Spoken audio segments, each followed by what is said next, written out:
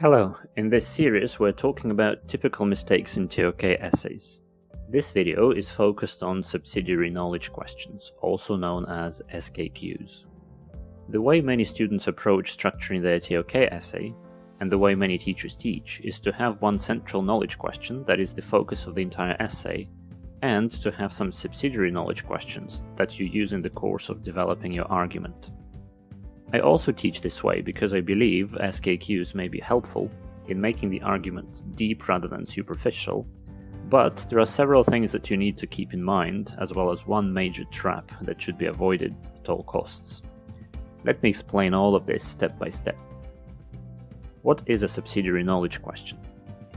A subsidiary knowledge question is a question that needs to be answered in order for the main question to be answered. So it's like a stepping stone towards the main knowledge question. For example, suppose your main question is, are dogs beautiful? You start exploring it and decide that to move further, you must first try to answer the question, how can we decide if something is beautiful? This second question is an SKQ. Without answering it, you can't really proceed with answering the main question, so it's essential to decide how we define beauty first, and then we will be able to say something about dogs being beautiful. Please note that these are all intentionally silly examples just to illustrate my point. Are dogs beautiful is not a knowledge question at all, it's a question about dogs, not about knowledge, and therefore it would not be appropriate for a TOK essay.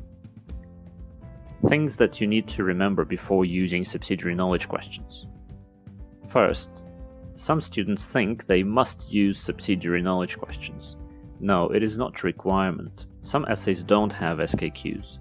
Some have them, but they are not explicit and not formulated explicitly as a knowledge question. It's your choice to use them or not. What matters is how you develop your argument in response to the essay title. If you use subsidiary knowledge questions effectively, they can help you enhance your argumentation and unpack the essay title more deeply. But don't think you will lose marks if you don't have subsidiary knowledge questions. It's better not to have them than to have bad ones without much thought going into them. Second, some students try to come up with subsidiary knowledge questions before writing out their argument. This is counterproductive. SKQs are not the starting point of your argumentation. As a matter of fact, they should emerge naturally from the argument that you are developing. You're investigating the essay title, considering some arguments and counter-arguments, then you formulate a mini conclusion, and suddenly you realize that your position in relation to the essay title depends on this other knowledge question. That's how an SKQ is born. It should follow from your previous discussion. You can't just cook it up before you have started to actually throw around some claims and counterclaims. A major trap that you should avoid at all costs. Although subsidiary knowledge questions are a powerful tool that can help you immensely to produce a deep, meaningful argument, powerful tools may be dangerous when used incorrectly. Some students get too carried away with SKQs, which costs them a lot of marks. The trap to look out for is that your subsidiary knowledge questions, if you use them, should always be clearly and explicitly linked to the main knowledge question, or to the title of the essay. It should be absolutely clear that you are still discussing the essay title and not something else, and that you're only considering this question because it brings you closer to answering the main one. For example, suppose your main question is, are dogs beautiful?